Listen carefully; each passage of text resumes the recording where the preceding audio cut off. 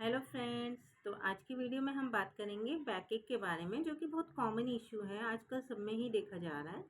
तो उसके कॉजेज़ क्या है, पहले हम ये डिस्कस करते हैं। तो कॉजेज़ मेन जो होता है कि सडन कोई ऐसा ऑकवर्ड मूवमेंट हुआ है जिससे कि स्ट्रेन पड़ा है बैक मसल्स में, उनके लिगामेंट्स में। तो स्ट्रेन ऑन बैक मसल्स और लिगामेंट मेन कॉज ये है।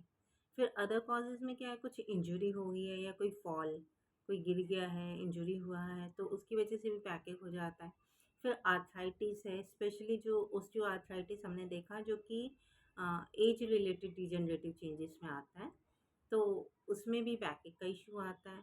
कोई स्पाइनल कॉर्ड है आपकी, जो रीढ़ की हड्डी जिसे कहते हैं, उसका कोई अफेक्शन है, जिसमें कि जो आपके ये जो डिस्क होता है वो प्रोलैप्स हो गई है या बल्ज आउट हो गई है, तो उसकी वजह से भी रीज़न है कि उसकी वजह से भी बैकएक का इश्यू आता है। और फिर अदर कॉजेज़ में आ जाता है कि एक मेनोपॉज़, फीमेल में प्रेगनेंसी एक रीज़न है, दूसरा मेनोपॉज़ में भी होता है। मेनोपॉज़ में क्या होता है कि ओस्टियोपोरोसिस की वजह से बोन्स आपकी वीक, ब्रिटल हो जाती है, कैल्शियम डेफिशिएंसी हो जाती है। ओके, और उसकी वजह से बैकएक का इश्यू आता है। अदर कॉजेज़ में आप देख सकते हैं कि कोई जिनका वर्क ही ऐसा है कि रिपीटेड कुछ हैवी लिफ्ट कर रहे हैं, तो उनमें भी बैकएक का इश्यू काफ़ी कॉमन है। तो और जो बच्चे हैं, कुछ बच्चे होते हैं या बड़े भी हैं कि पोस्चर प्रॉपर नहीं है, पोस्चर रॉन्ग है, सिटिंग का, स्टैंडिंग का, तो उसकी वजह से भी बैकएक का इश्यू कॉमन है।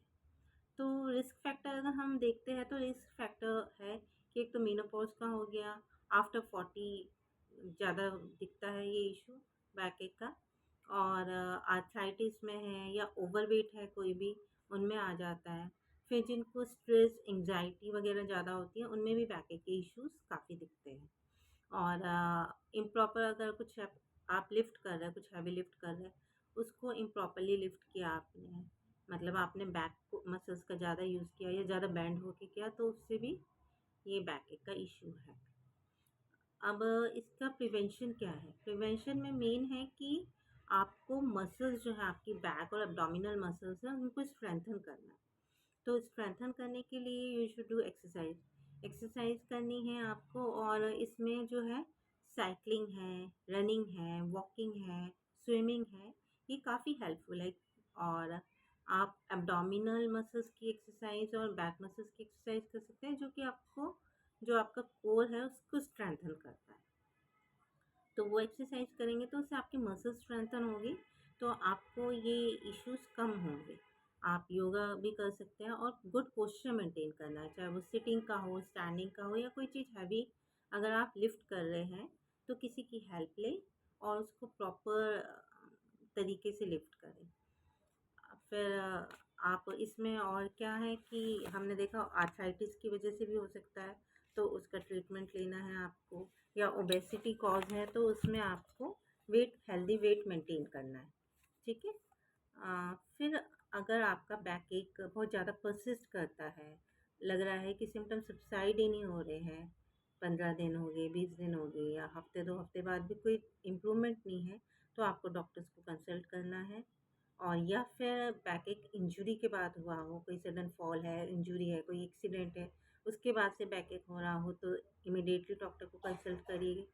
फिर कुछ हैवी लिफ्ट करने के बाद हो रहा है, मसल स्ट्रेन हुआ है, तो आपको इमिडिएटली डॉक्टर को कंसल्ट करना है, अगर आपको बेटर नहीं लगता है।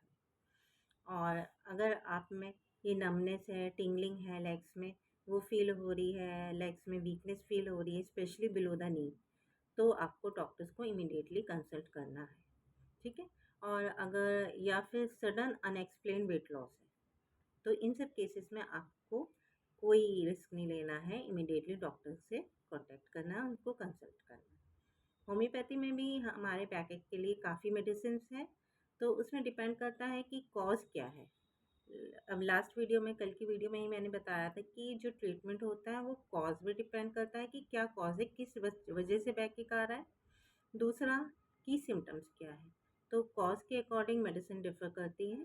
तो होम्योपैथी में भी नंबर ऑफ़ मेडिसिन्स है हमारे पास बैकएक के लिए। अगर आपको कंसल्ट करना है तो you can consult me on my number. and thank you.